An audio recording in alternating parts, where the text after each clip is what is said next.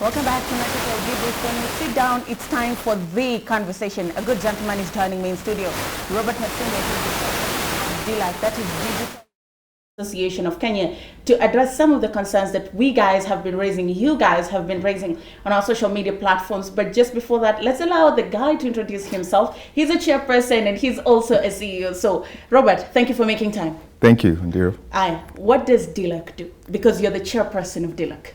Yeah, DILAC stands for Digital Lenders Association of Kenya. It's a grouping of digital lenders who came together primarily to professionalize the industry. And by this I mean to bring together the collective efforts of all the members to address some of the issues and concerns that have been arising over the lifespan of this sector. Part of the reason that we felt it was necessary to come together is because most of these cross-cutting issues cannot be addressed by any single individual lender. When we want to engage the regulators or other external stakeholders, it is more constructive if we do it with one voice and with a collective approach. Speaking of which, now you guys have a union or a body that can address some of the concerns that you guys have. But ever since the inception of digital lending and when mobile apps came into the market to date, what would you say is the state of digital lending in the country as we currently speak? I think the sector has experienced very rapid growth. I think no question about that. You're presenting the numbers here, and it's evident from the numbers that there's been a boom in the last 3 or 4 years. When you see such a boom, there are two things which are evident. That number one, it is the service is working. There is a high appetite, but also that there is a need for it. So there has been a need for credit at the lower levels of income, but also at the lower smaller ticket size loans that are not provided by other institutions which were there using the traditional form of lending. And speaking of particularly the lower end of the scale, most of the time the people who come to you are borrowing from as little as 50 shillings, 100 shillings, 200 shillings, and they need that money quick. Yes. Would you say digital lending is kind of the bridge between access to credit and mostly micro, small and medium enterprises? I would agree with that statement. But I would go further and say it is the bridge between those who are financially excluded because they cannot access the traditional financial institutions to access credit for those amounts and at the speed and with the terms that they can obtain them through digital lending apps. There are those who have never had loans before.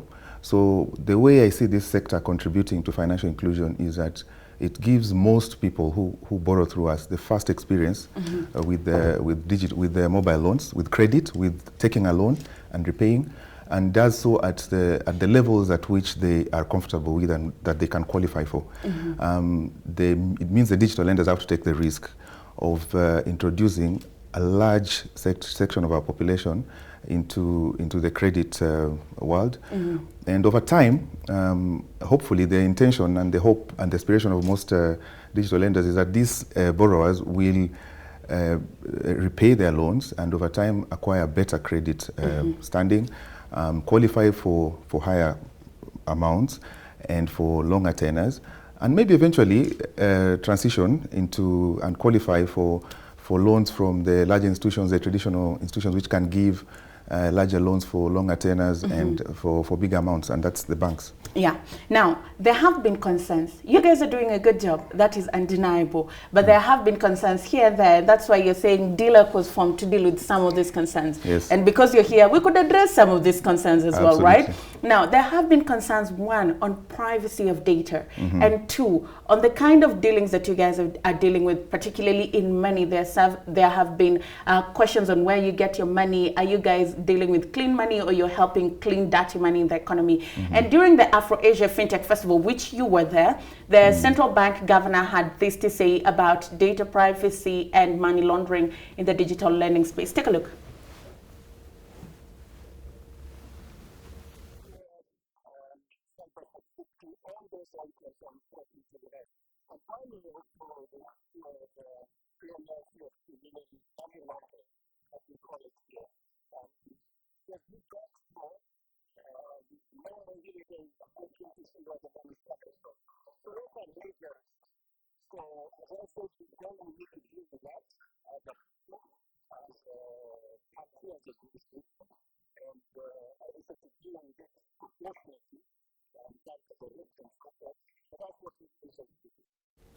Data privacy and protection. As a user of mobile lending apps, how do I know my data is safe and won't be exploited for all the wrong reasons? So as the governor mentioned, the reality of the sector in which we operate is that there has been no regulator, there's been no statutory regulation, so to speak. Okay. What we are trying to do as an association is to establish some minimum standards around how we operate. One of the things that we have rolled out is the code of conduct. So any member who wants to join the association, one of the procedures they have to go through is a vetting process. And within that vetting process, we need to be comfortable about their source of funds, the ownership of the entity, and then they need to subscribe to the code of conduct, which basically includes, covers a lot of issues that have been arising regarding consumer protection. And one of those is, for instance, price transparency and simplicity. The consumer has to know how much is being charged and in very clear and simple terms, and this needs to be known upfront. We cannot condone hidden charges and surprise charges at the end of the loan tenor. So the consumer has to fully consent to what they'll pay for, for the loan. Secondly, data protection is very critical. The market we serve needs to feel safe with how their data is used.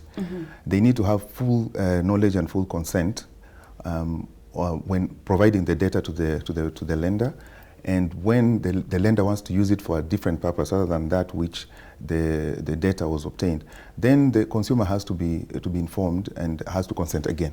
So those are standards that prior to this have not been proclaimed or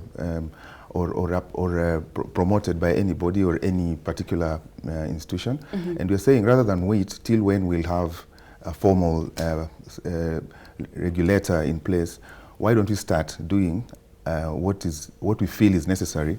Because I think it has to be understood that the majority of the players in this sector want an industry that functions with a certain standard which applies the best practice benchmarked across the world, that does not condone malpractice of any sort, because it's not a healthy environment to operate in, not for the lenders, not for the consumers, not for the other stakeholders such as government. So we have seen these concerns as well, and we have sought to address them, and this is just the first step. We think that as we go along, we should be able to persuade more of the lenders to join us in this association and comply with the same standards, and over time engage the necessary regulators or policymakers to craft and put in place proper regulation that can effectively enforce these standards.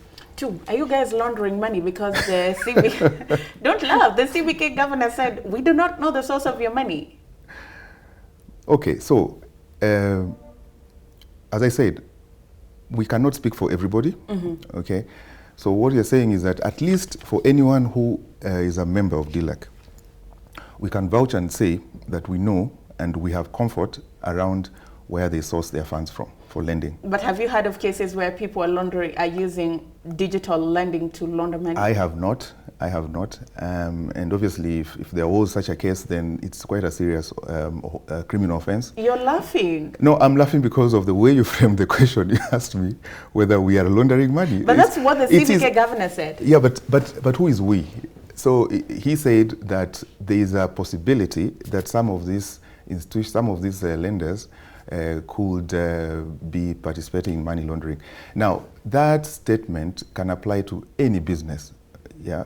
And the fact that we in the association have never had a form of peer review or benchmarking, we were not checking on each other, it's possible that one of us could be partaking of or participating or facilitating money laundering. We do not have any statutory powers to investigate anyone or to prosecute anybody for such an offense. All we can do as an industry for now that's within our powers. That's an initiative we have taken. We have said at least we can give the public certain comfort around what some of the members who have come and subscribed to our vetting process and complied to the code of conduct that we are promoting, that these members, we are confident and we are certain that we are aware of where their sources of funds come from. And for the members of DILAC, I can speak with absolute confidence that they are not involved in any form of money. They are not money launderers. As for the rest, I don't know, because we have not come through the process and we don't know. Okay. Yeah. Now, another issue that came up during the Afro-Asia Festival was the importance of credit information sharing, right? Yes. And one of our very own, who is from Metropole CRB, Esther Maruga, had something to say about this. Listening.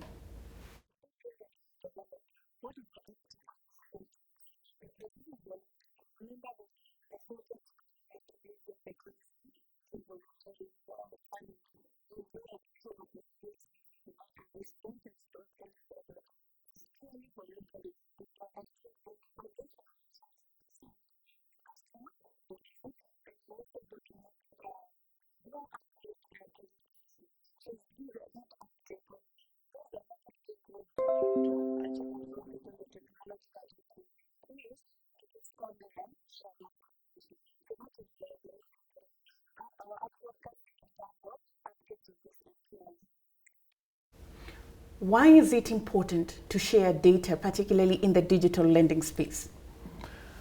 Because one of the key concerns that everyone has raised, not just among digital lenders, but media, regulators, policymakers, politicians, is about the over-indebtedness that is becoming apparent among some of the borrowers. The only way a lender can tell how much exposure a borrower has before lending to them is if they do a query with their credit reference bureau. They refer to the credit reference bureau and obtain information on this particular individual before lending. If the other lenders are not sharing information about what their transactions with some of the borrowers, then it remains a black hole. So we all lend to the same person, and so they end up with 6 loans because everyone doesn't know what they're doing with the other lenders. So that's why it's critical. It's actually for the protection of the consumer that we share information, and beyond that, then also protection for the lender, so that they can exercise responsible lending. So that's the main reason. If we share information across all the players in the industry, as your colleague mentioned, right now it's voluntary. But one of the things we want to encourage as an association is that all members, everybody who wants to play fair in this game, who wants to ensure that the industry functions in a professional and in a sustainable way, needs to commit to information sharing. Okay. Because otherwise it does not help the consumer, and as a result also it does not help the rest of the industry. How about the good borrower? Why is it important that data on the good borrower, the diligent borrower who's always paying back their loans on time, is equally shared? What's in it for them? There's a lot in it for them. In fact, I think the role of the CRBs has been misunderstood to only work against the borrower through negative listings. I want to say here that actually majority of the information shared with the credit reference bureaus is positive listings. So Kenyans won't agree with you. When someone hears CRB, they think it's all the bad things. Part of the problem is because there has not been enough sufficient financial literacy and awareness conducted by most of the players. And I think this is the other area where we have to undertake as collectively as an association. It's not possible for one individual player to undertake effective public financial literacy campaigns. So we are coming together to do this as an association.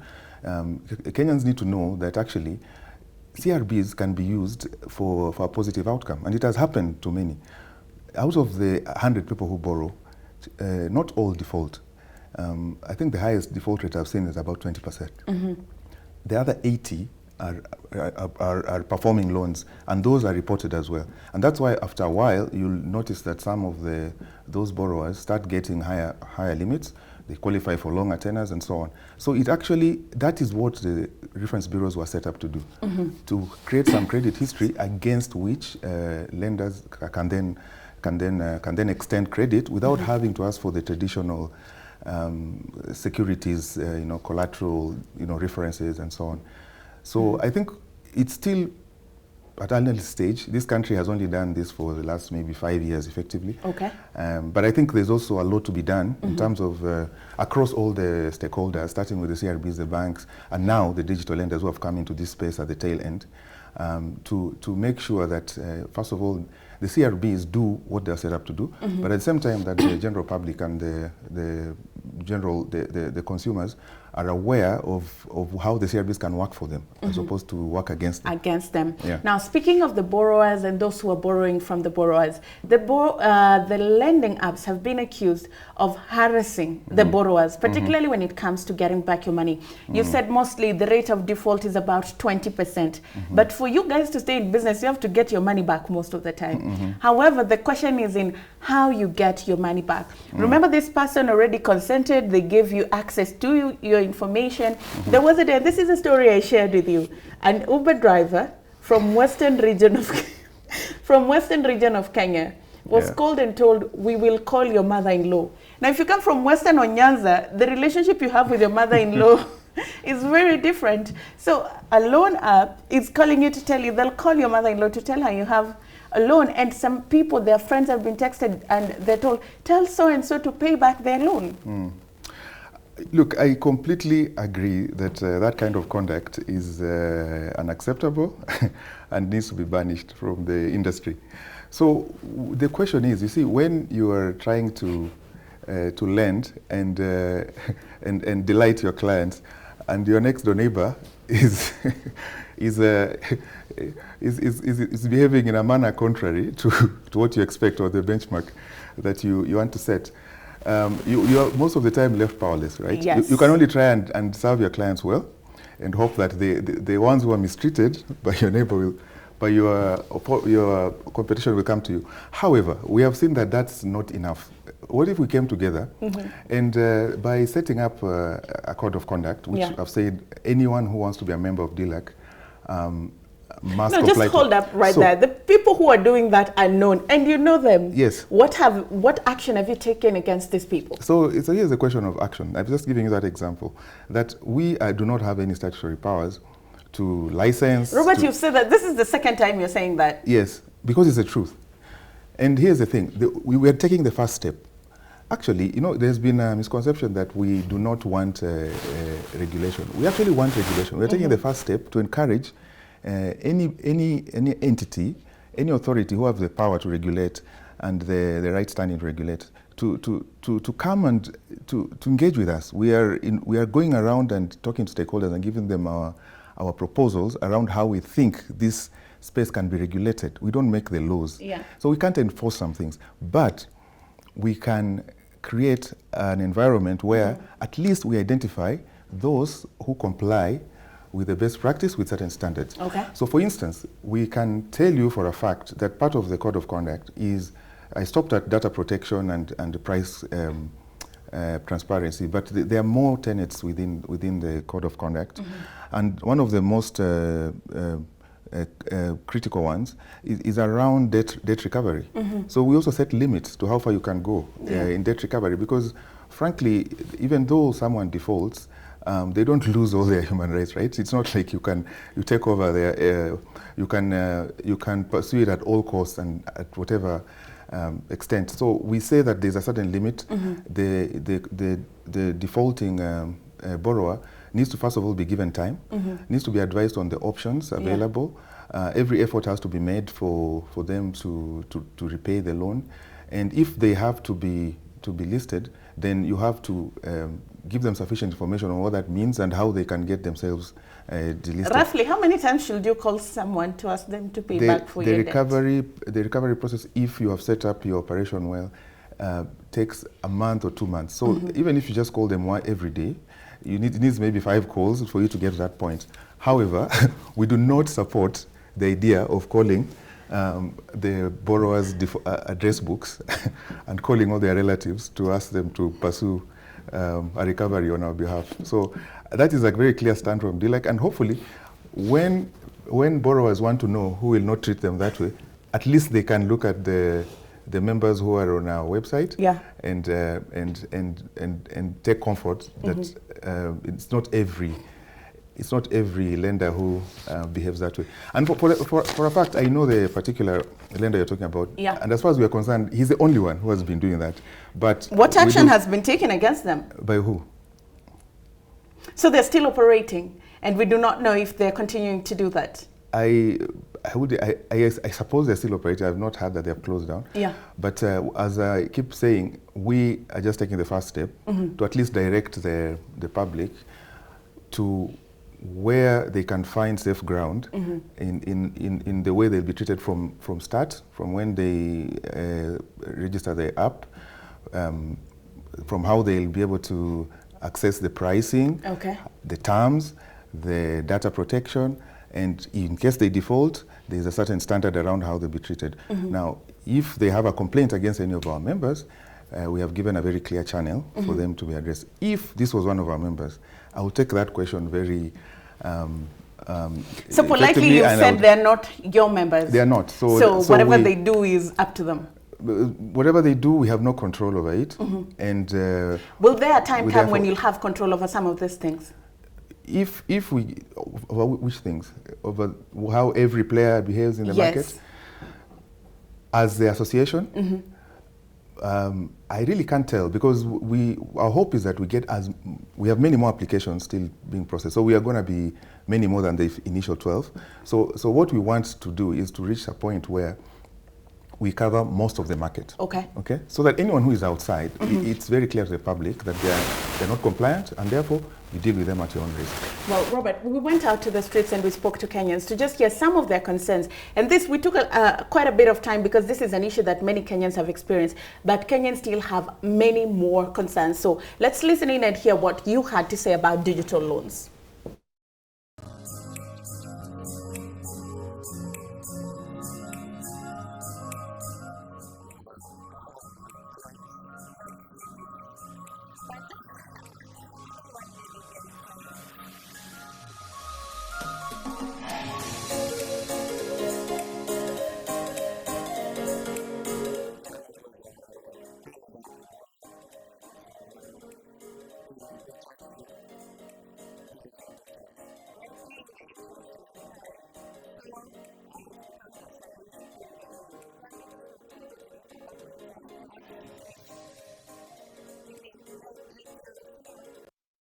And the interest rates are high, 7 to 15% on a monthly basis. That is 40% per year, contrast to banks which charge 14% per annum, right? You can add 10% service charge, and then you have late fee of from as little as 1% to 10% on a daily or a monthly basis. Are these interest rates exorbitant? Okay, so in some cases, so the rates vary very widely. One thing I think that doesn't come out clearly is that they're digital lenders, and probably the only lenders who can give loans at zero.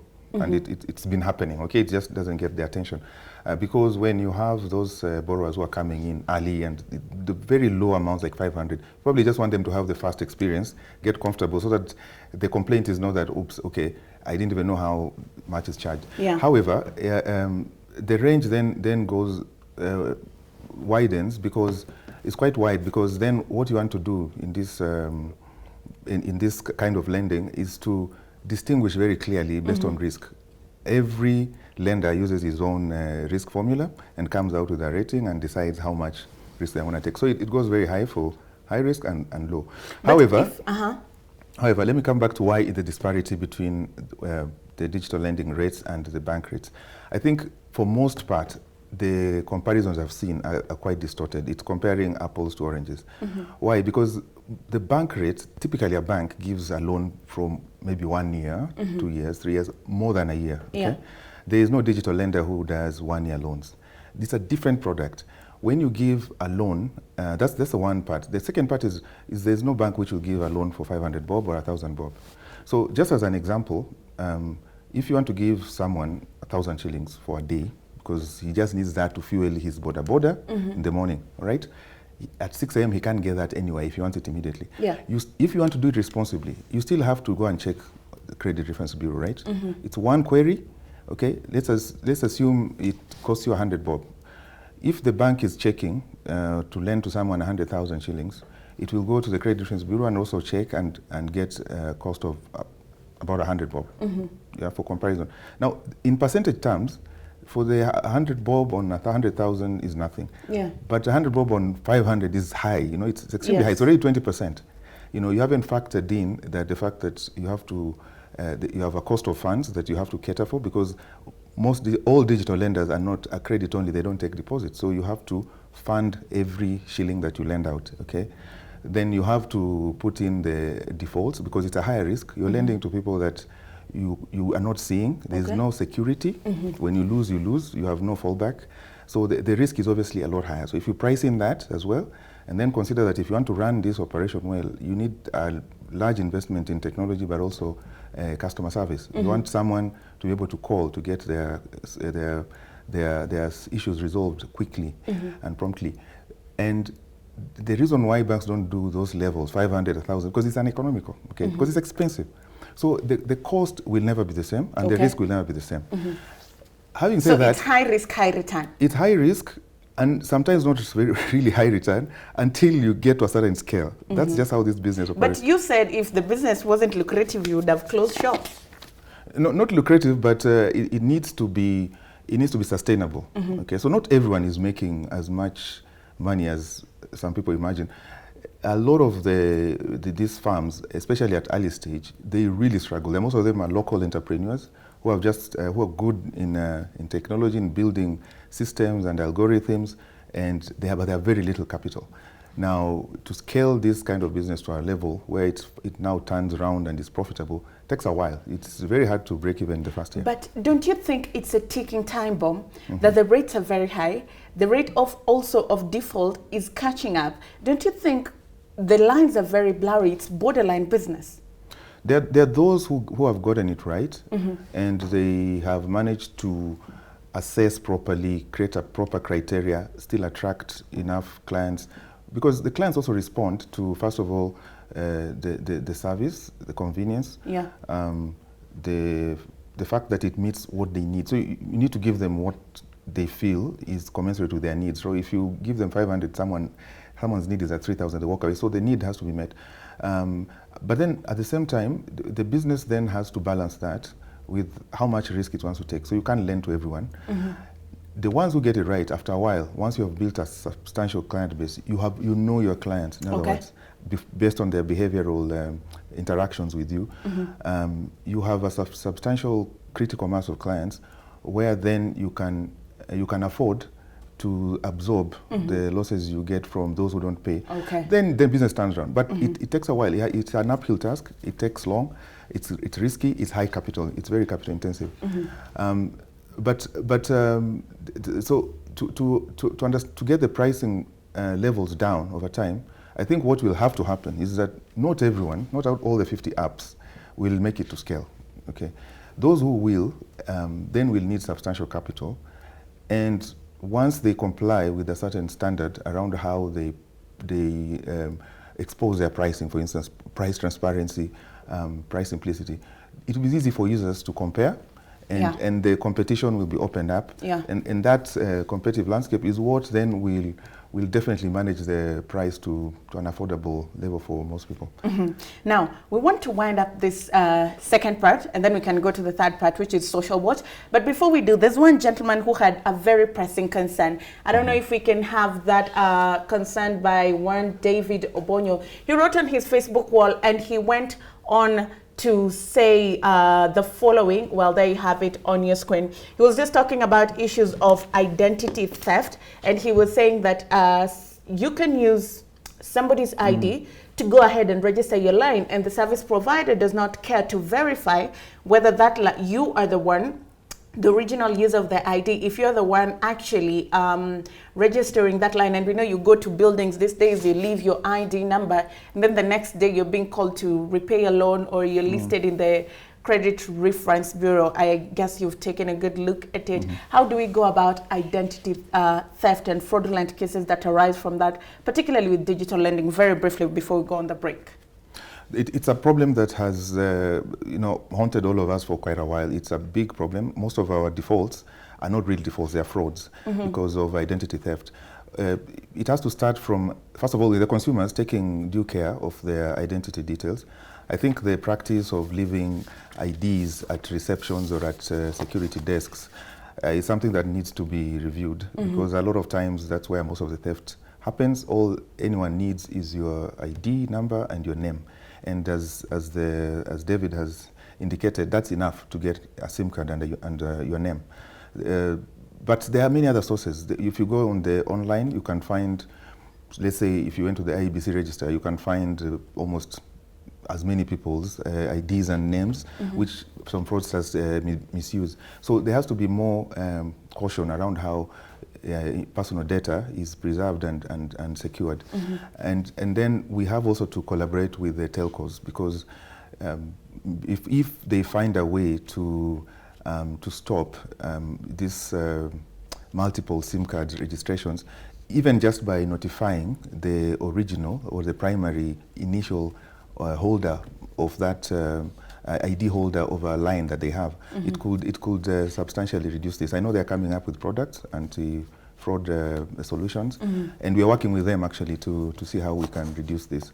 But I do admit it's been a big problem and it's affected a lot of our customers and most of our fellow lenders in the industry. Well, we've just addressed some of the concerns that Kenyans have. That was textbook economics, just laying the facts into play. But when we come back, we'll be going to our touch screen and we'll be looking at what some Kenyans have said on Instagram, Facebook, and Twitter. Is that okay? Well, okay. Great. There you have it. The second part of the conversation is done. In case you're just joining us, we're talking about digital lending, and we've been addressing some of the concerns that you guys have on the technical end.